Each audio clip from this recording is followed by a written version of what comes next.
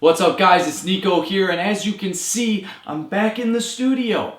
No more bootleg editions. I'm out of the hotel room. I got my gear with me. We're in the studio, so let's get back to the normal look and feel of these videos. So I'm bringing you a TV review for Doctor Who Series 9, Episode 4, titled Before the Flood. This is the continuation, the final part from last week's episode, titled Under the Lake. If you want to check out that video before watching this one, you can click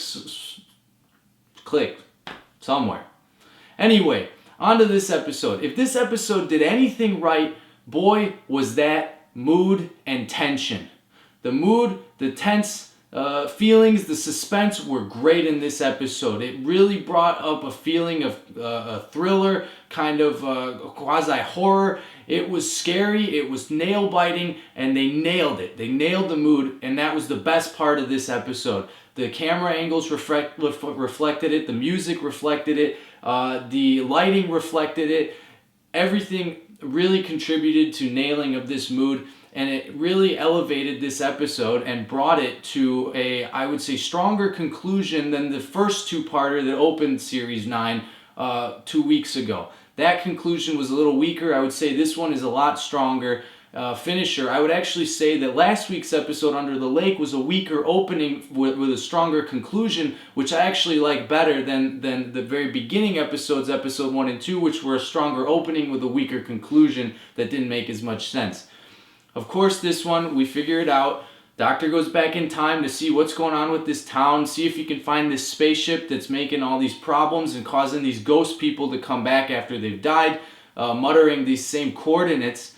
And he realizes that there's this dead body called the Fisher King, who's actually not dead, so we never really figure out why he's in a spaceship hearse if he's not actually dead. I guess it doesn't really matter.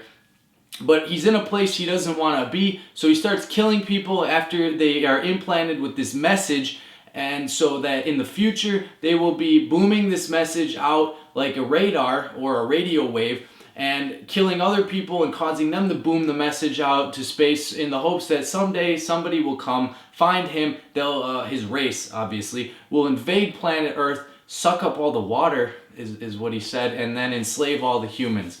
Not sure what they need the water for. I guess it wasn't important either.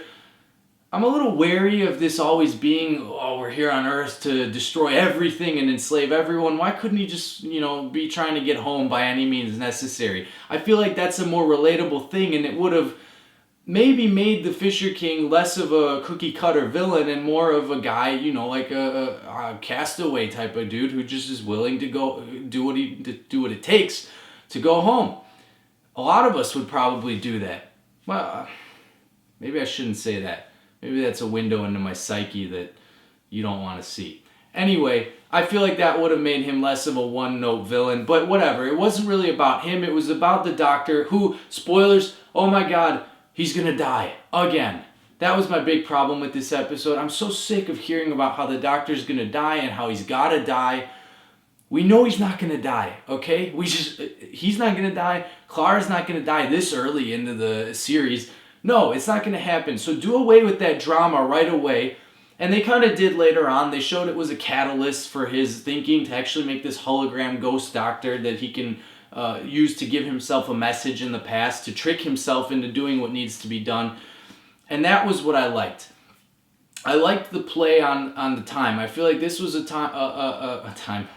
This was an instance where the writer really did a good job playing with the two different time periods and kind of going back and forth between them. And they even give it a nod at the end where it's a paradox. How did the Doctor realize and solve this problem?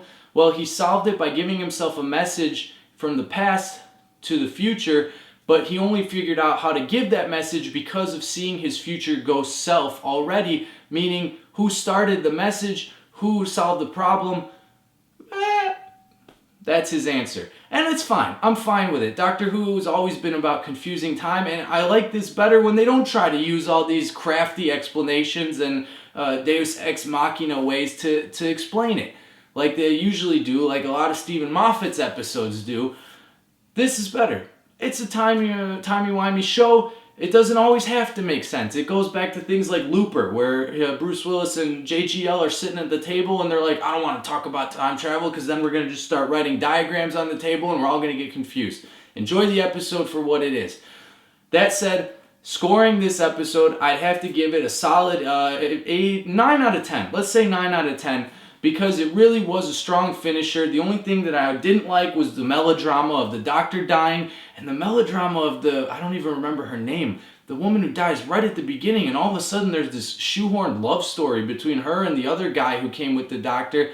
Like, oh, I always don't die on me. They did the typical cliched death rattle speech, and that was whatever. Only was like a minute, so I'm overlooking it, but I'm dropping it down a point for that. What did you think of this episode? Leave a comment down below, or you can tweet at me at Mr. Niko Films on Twitter, at Mr. Niko Films on Facebook. You can hit me up there, and let's start a conversation. We'll get a discussion going, and until next week, the episode next week looks like a doozy, so I'm excited for that one. I'll be right back here in studio giving you my review when that drops next week. Till next time, guys, keep watching. Peace.